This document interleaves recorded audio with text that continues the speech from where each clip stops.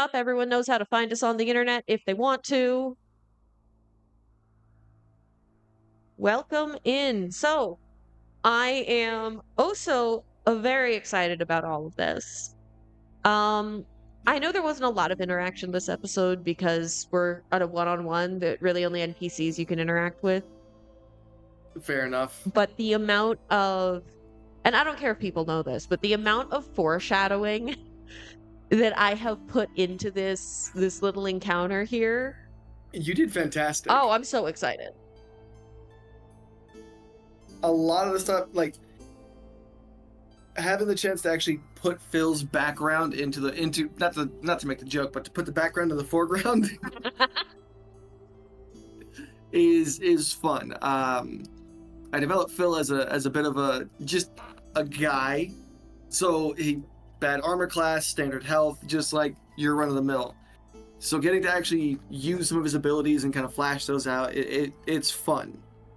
I know that we talked. And on top of that, go ahead.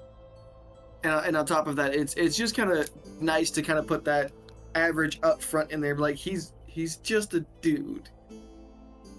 He's enough, but he's just enough. I know that we've dropped some very interesting Phil lore in our last group session. Phil's just a dude until he's not, and it's very fun to really see that kind of come together. Not to mention that until you dropped that Phil lore, Phil was just kind of everybody's supporting character. Mm-hmm. And then you dropped Phil lore, and my brain started working.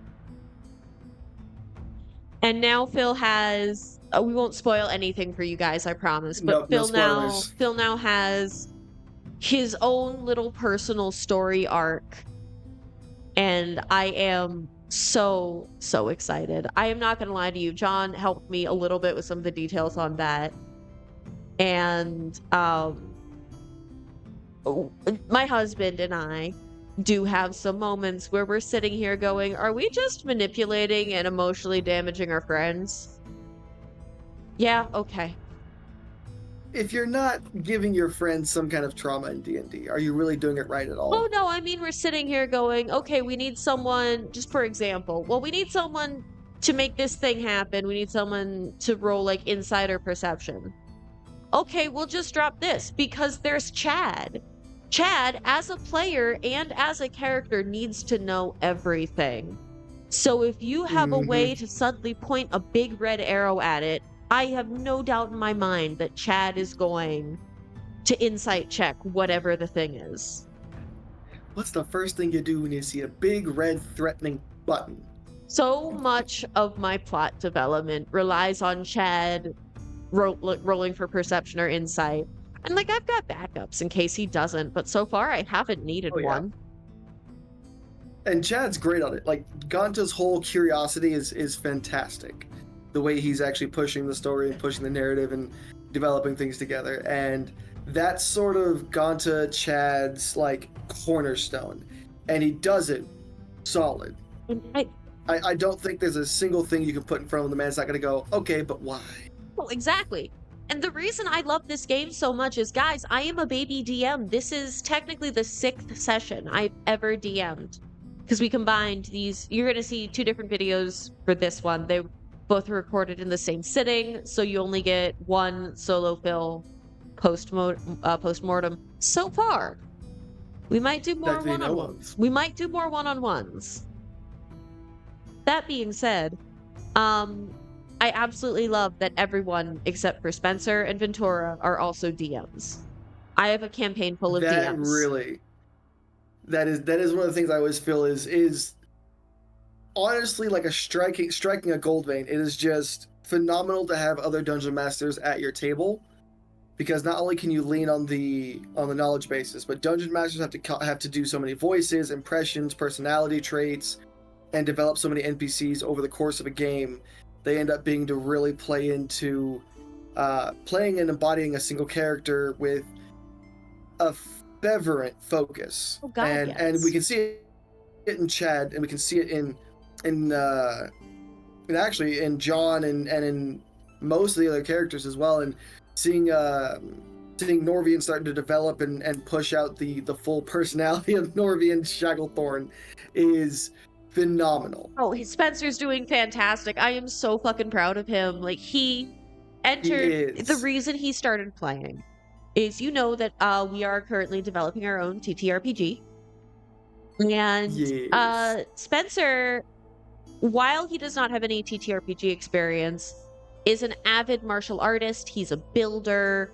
He has a lot of the weapons background. So I'm like, hey, Spencer, this is something I really want to do, but I don't want the standard. Like, I want some of the standard TTRPG weapons choices, but like, what's some really cool flavor stuff that I can include? Like, what are some cool, weird ones? And I thought I was just going to get some fun weapons names for me to go research. This man sat down, asked for all of my spreadsheets on our TTRPG, and gave me a written explanation for why he picked each weapon for each race. Ooh, phenomenal. The detail and Oh, focus. God, yes. And I'm like, have you ever played? And he's like, no. And I'm like, well, that's fucking changing. And that's what I find interesting is given one small crack in the door, burst through it like the Kool-Aid Man when it's like, hey, welcome to the world of TTRPGs. Grab some dice and get funky. I still love that Spencer owns more dice than Ventura. Yeah. For those of you who haven't caught it yet, Ventura's only dice, I think he recently got himself a D20, but Ventura's only dice were in the bottom of a liquid-filled, like one of those novelty beer mugs. So he was just shaking the mug and like trying to see what the outcome was when he was playing with us before that.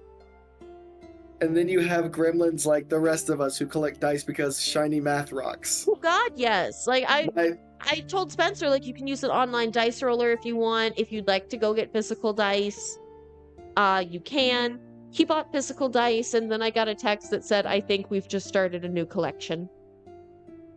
Oh boy, I think right now I have way too many dice sets. Even as a dungeon master, I'm like, I don't need these more dice, and then new ones come out. I think the ones I use for Phil are some of my favorites. I have. Oh, let me see. Not sure if it's gonna come out. Let me see. Just a standard little pretty prismatic color. It's pixel. And the part that it's 8-bit. That always I love. Game over. Game over on one side, and then the heart on the other. Oh, I love it. They're all kind of styled like that, where like for your D10 you have a little key as the 10. Okay. They all have things like that. I think the 12 was one of my other favorites. It's some kind of like music box of chests. It looks like a treasure chest. Yes. Mine are just. So that's the set I use. Oh, you can see like little, kind of like almost like mountains and hills in mine. Ooh, I like it. You can see it better on the D6.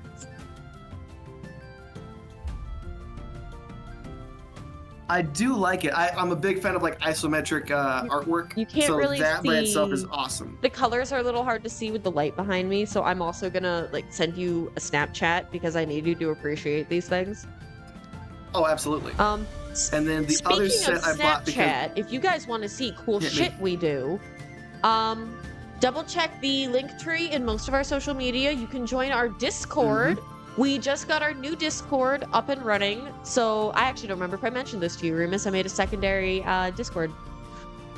I think I saw it a little while ago. So we had a Discord just for us, and I'd thrown it up in the Discord, not in the link tree, but now we have like a dedicated fan Discord. So not only can you guys interact with everyone else who does TTRPG that's in our channel, you can also interact with our players, our official artist, who you can commission to make stuff. We should be getting art soon, by the way. Ada has been paid. Yeah. We're just waiting. When you guys see Phil, he's going to be everything you thought he was and less.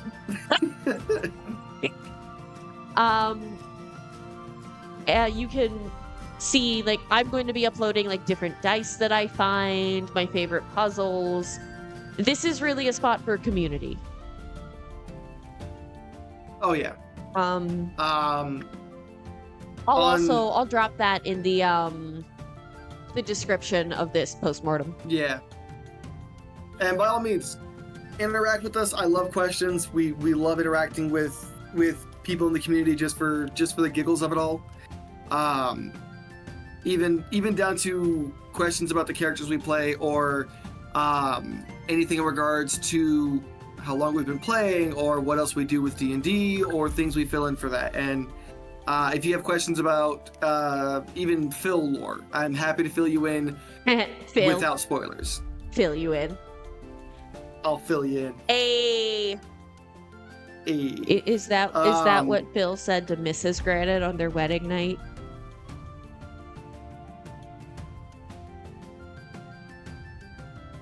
I wonder how weird I can get with this.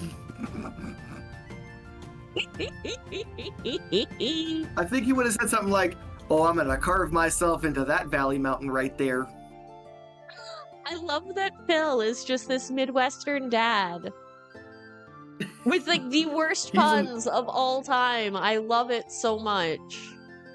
And the slight obliviousness that forces everyone else into like an uncomfortable spot. Like, who's gonna explain to the older gentleman what a group pixie bang is? Because I'm not gonna do it. It catches me off guard sometimes because I'm used to just like my brain lagging because I've got, if you haven't found out by now, internet, I have a lot of mental problems. And sometimes my brain will lag. So whenever Phil's getting inside again. Exactly, yes. So whenever Phil's like forgetting a name or like intentionally getting it wrong, because Remus is intentionally getting it wrong, I'm sitting there going, "Oh no, it's this," and like completely missing the fact that it's and I have to stop myself from doing that. But that being said, with Phil being the dad of the group, who are you most excited to see Phil start bonding with? Given that Hero is essentially 18, Ganta obviously has his own problems, Lathier acts like a lost child with ADHD, and Norvian's about to become public enemy number 1 as far as 2 of the members of the groups are concerned because they don't like nobles. I think in order it's gonna go Norvian, Hero, Lathier, Ganta. And then I am gonna have to work with the Harengon Ventura. That's gonna be a grown adult with some language there. And a drinking problem. Oh yeah. Canonically, chat, just in case we kind of have brushed over it. We kind of did, we kind of didn't. We've been reiterating. Ventura's character is just perpetually on something. And by something, we mean literally everything you can get in Pixie Kingdom at the same time. What? A lot. So... A lot. There is going to be a moment in Prismere, and I'm very excited to see when this happens. Not if, when this happens. How Ventura is going to attempt to source these substances that his nervous system is now dependent on. That's going to be phenomenal. Well, there's an old way to detox, and that's just to tie somebody to a chair and wait. Phil might end up having to. Now, because you've had this moment of picking up the Harengon, I'm now just imagining you just scruffing the fucking bunny and carrying this kicking, screaming Harengon by the scruff through the Feywild. I can picture it vividly. It's gonna be phenomenal. I'm looking forward to it. With the things we've discussed as far as what's gonna happen in Prismere, I think it's gonna be a real big character development thing, and it's gonna be fun because I'm gonna try to set a lot of the stage for bonding in the Witchlight Carnival, like we did with the snail races, like we're gonna do with the carousel and a few of the other events going on there. I guess I should tell you that this next coming session, I'm going to tell the group that this is our last carnival session, so you better pick and choose what you want to do. I'll probably focus on Norvian and Hero. I'm not too worried about Ganta. Ganta got close, and that's the thing that threw me, because while it was Hero that hit that nerve, Dante got close.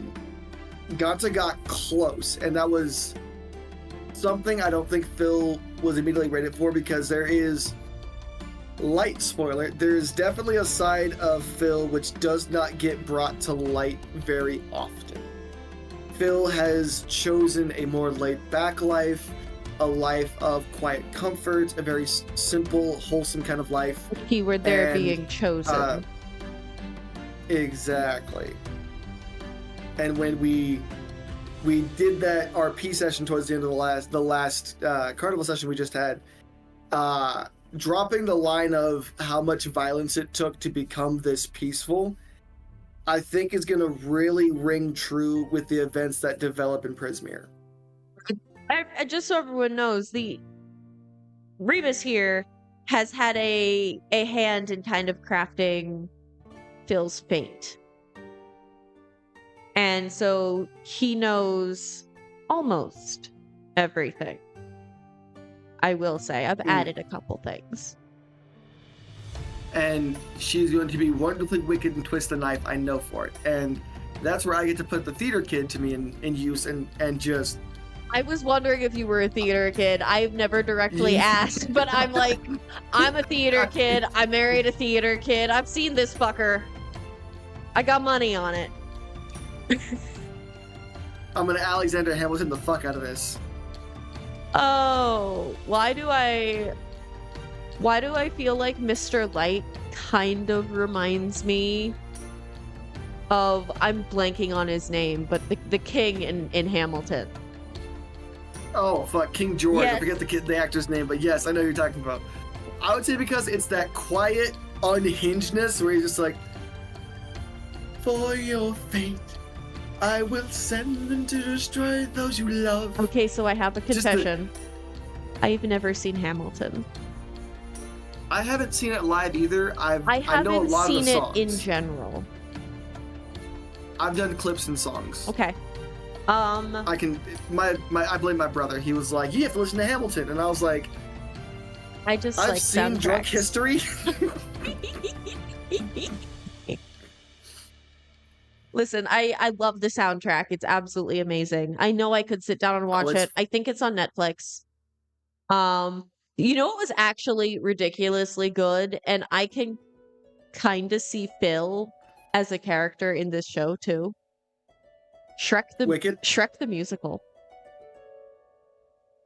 It's better than actual Shrek. I have to look it up then. It was on Netflix. Oh my god, it's so good. And Phil is absolutely the donkey to Ganta's Shrek. Oh, 100%. Absolutely. 100%. In the morning, I'm making flannel cakes. You had to stop yourself there, didn't you? Yeah. Copyright. Just in case. Just in case. I mean, but I think my favorite, the one thing that I don't think is very Phil is Donkey's a goddamn coward. Yeah, no, that's the, so part of his lines in the song when they're crossing the rickety bridge to get to Dragon is, "I'm too old to wet myself and much too young to die." Well, he's just clinging to the bridge going, I don't wanna. So there's going to be a moment where the old man act drops really hard. I don't want to tell anybody what they're going to find, but you and I will hit it offline. But there's going to be a moment where that old man act drops, and then it's going to be very, very like culture shock. And the audience got a peek of it, and they already knew there was a second side. But there's going to be a moment where that veil drops. I'm so excited, and I'm excited that this is going to be probably a relatively long-lived campaign. We're all going to get the chance to bond as friends. Is the one thing I didn't expect was Chad attaching to Spencer so hard. Like Chad's... That I didn't expect either. Like Chad's in our personal Discord just thirsting over Spencer. I mean, the man's handsome. Oh, he is. But also, he's got that sleeper build where when he's wearing a normal t-shirt, you don't see how fucking jacked he is. I was on his TikTok the other day, and I was thinking the same shit, and I was like, okay. And then like, it's like that actor in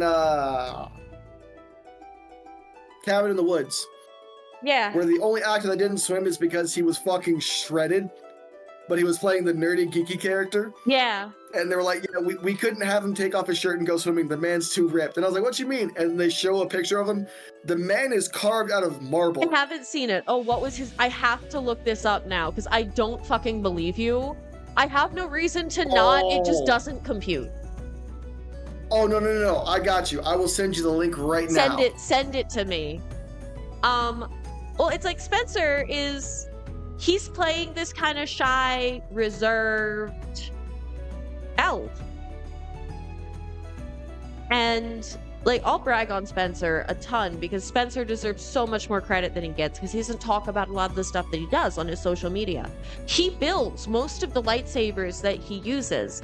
And I remember, like, Spencer's so excited about all of this, and I love it so much because he's having this conversation with me about the dice. And we move on to how they're kind of like kyber crystals, and this man's already trying to figure out how to make a dice holder lightsaber. And I'm like, this is the coolest fucking person I have ever met.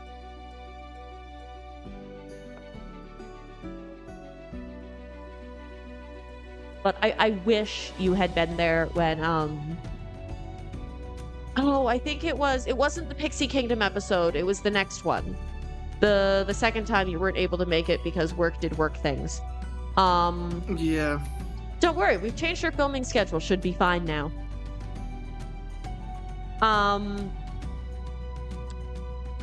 But Spencer was wearing a tank top for that one. Just, you know, existing. And I don't think we were recording, unfortunately, but Chad's fucking reaction when he saw ripped Spencer for the first time was he was just, holy fucking shit, dude! And I'm just like, ha ha. Because I met Spencer at Comic-Con. So that's actually hilarious. I've known you longer than I've known Spencer, and I've met Spencer in person. That is actually fair.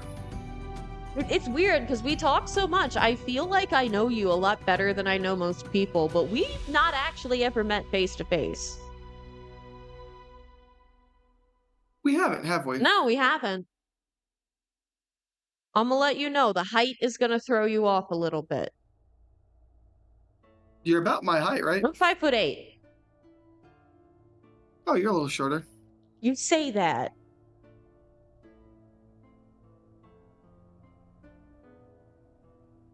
I am 5'10". We're about the same height. Is that boy math 5'10" or normal people 5'10"? Because I'm boy math 5'10". Normal people 5'10". Okay, then you're a little bit taller than me, but yeah, no, I've started doing boy math, which is when they tell you what their height is on a dating site, you just subtract 2 inches and that's what you're getting. Yeah, it's about accurate. Sometimes it's more than that, though, because apparently I am also a 6-foot man.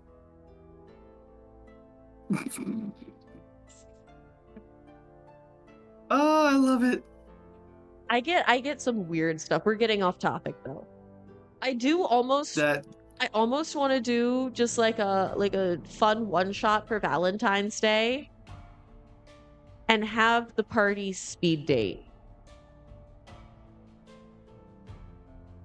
Because I would love to see this specific party attempting to speed date.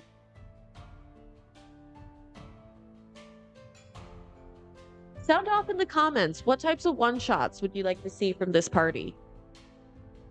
Ooh, this would be... I think we could do something like... I know they're gonna comment and go nuts, and that's absolutely good.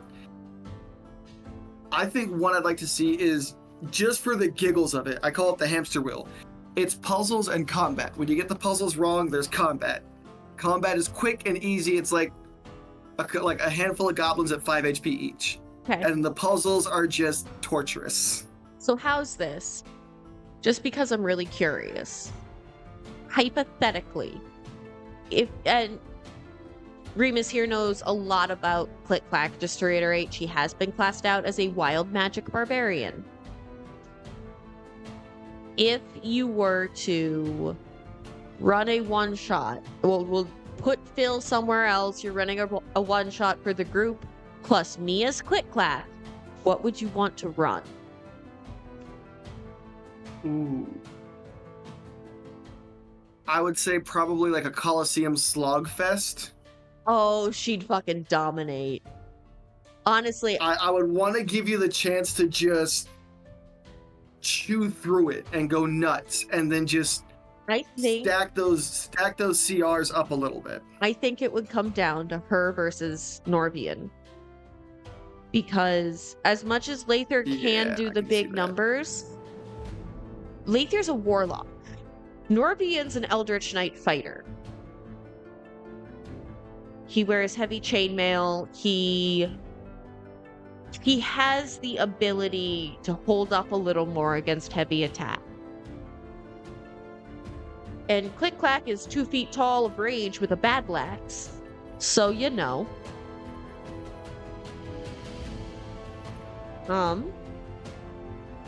But yeah, I'm excited. We have... Oh, I'm pumped. Let me see. We've got a couple personal stories. I really want to see... Because I know a lot about Hero and all the others. I'd like to see, you know, Hero kind of have a father figure again.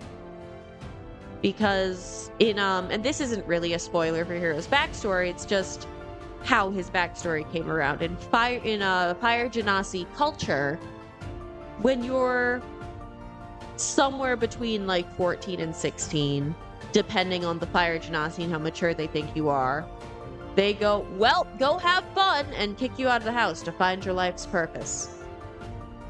Yeah. So Hero hasn't really had people. Family or a dad or a group. Yeah, anybody. And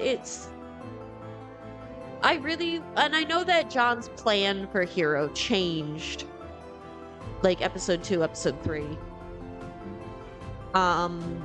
Because he was gonna be just this bitchy, surly teenager the entire time.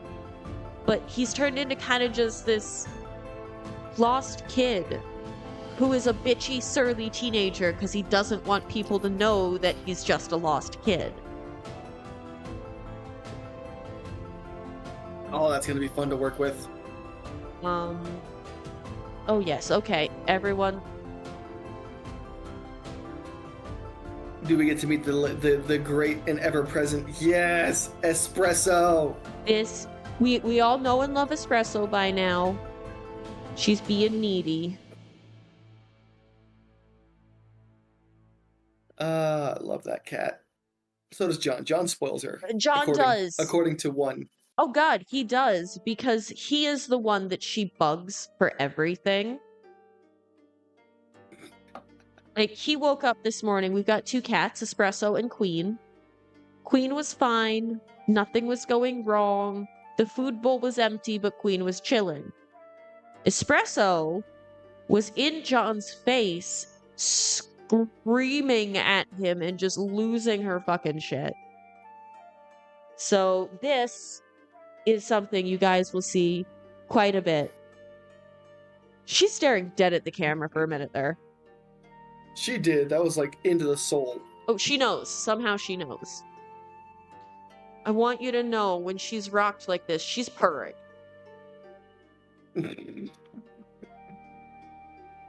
Oh, on that note, what are some of the fake curses you can't wait to see? You're going to say 72, aren't you? Oh, yes, I am. You already know what 72 is, because you can't wait for 72 either. I can't. I don't want to spoil anything for you all, but when you guys get it, I'm going to give you the cringiest version of it I can manage. Oh, I'll tell them what it is. I don't care if they know what it is. I'm honestly probably going to post this list publicly. And honestly, this might be one where I kind of fudge some rolls because I want to see it happen. The voice of the last person you killed tells you things about their life that no one wants to know.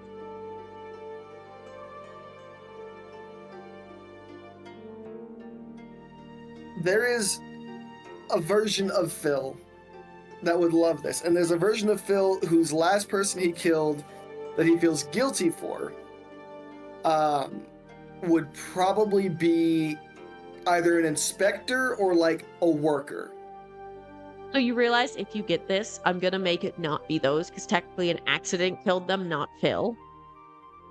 Oh, we're going back to Phil's community college days. We're going back when to- he was adventuring. Yeah, we're going back to Phil's adventuring days for this. Like the last person that you are. Oh. Because I want the party to sit there and be like, oh, what is it? Some kind of like inspector or like maybe a home invader. Like I could see Phil, as we know Phil, killing a home invader if he tried to hurt Phil's family. But My name is Balthamon, 6th Prince of Hell, Lord of... Oh shit, is that Phil? Espresso. Yeah, guys, look, I can't be here much longer. What do you mean I can't leave? He's staring at me. Paws off the dice, Betty ma'am. boy, how you doing there? She's got her paws on the dice. Oh goodness. She's Whatever in jail. she rolls, it stays. Well, she was batting at a d6, so I think what she's gonna roll is lost a dice. Roll for perception. Fuck. I can't. She stole my fucking d20.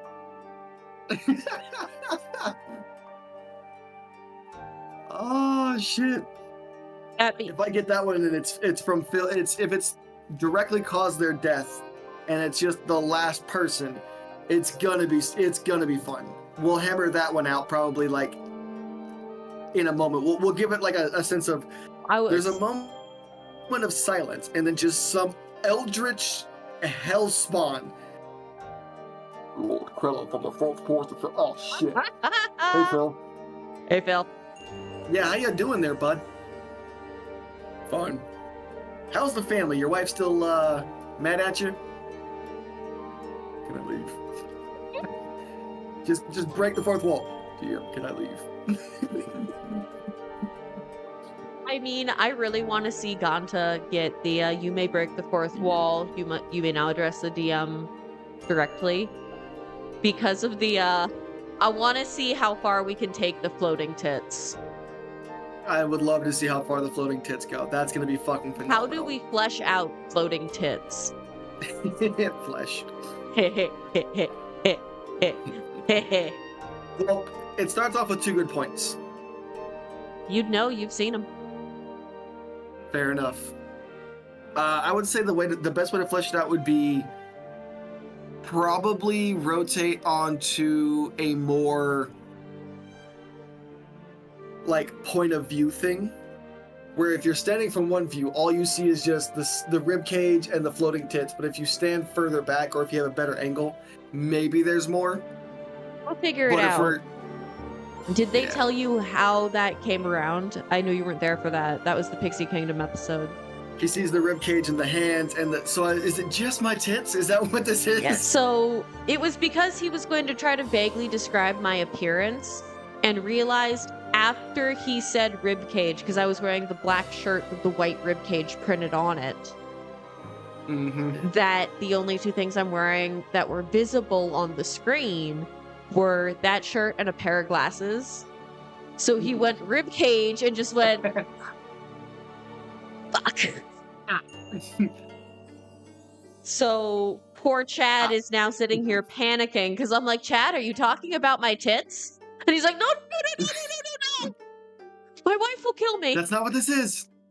Exactly. That's not what this is. Wait. Which is why I think it would be very fun to play Monster Hunter with the 2 of you, because 1, you're a huge Monster Hunter fan. 2, all of the conversations with fake horny Chad that we've had, I say fake horny Chad because Chad is an innocent baby boy, and I love him so much. Yeah. He's also very curious and wants us to be aware that any of the dumb shit he says isn't because it's horny Chad, it's because he just genuinely wants to know. That being said, I am the reason that Chad has had things like polyamory and fisting explained to him. So long as he doesn't have to explain a happy tapioca, because I dropped that a few sessions ago. You might need to. hoping. I think he's just smiling and nodding. Yeah. I don't want to have to explain a happy tapioca. I just hope it doesn't come up again. Oh, lords. I gotta develop the background on the community college, College of Lore, and then Phil's adventuring days. God, so that's gonna be fun. Oh, I'm so excited. And I want you to know when the gears started turning in my head, because I didn't read a ton of your backstory, I'm not gonna lie. Mm. Because you told me that like Phil is mostly a support character. Like if it comes up, it comes up, Mm-hmm. but if not, then it's not a big deal. So I read everyone No. else's and was putting a lot of effort into that because I'm like, if I need support characters, I'm not going to need them for a couple episodes at least. And then you started dropping Phil lore. And I was like, oh, I've got some looking to do. You could say I started dropping filler episodes.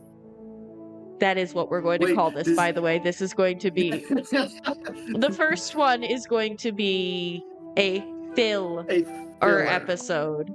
episode. We'll figure out what to Yes. title the second one a little later because we'll Yep. drop this one this Wednesday. Then we'll drop Mhm. another one on Friday when we're playing again. Solid. This way we can. I gotta find some more stone and rock, and I gotta find more puns on those. But honestly, I just thought of rock and stone, and that brought that intergalactic deep rock game to my mind. The little fucking dwarves and rock and stone. And that being said, it's the I love you all. I got distracted and I still need to eat dinner. We've been here for about 4 hours at this point. Yeah, about 4 hours. I love you guys. Have a wonderful day. Remus, we will see you on Friday to keep filming. This will be fun. Filming. Oh, there's so many puns. Oh, yes. All right. Hearts, parts, and off the charts. And as always, Catch you everyone, guys later. enjoy the chaos.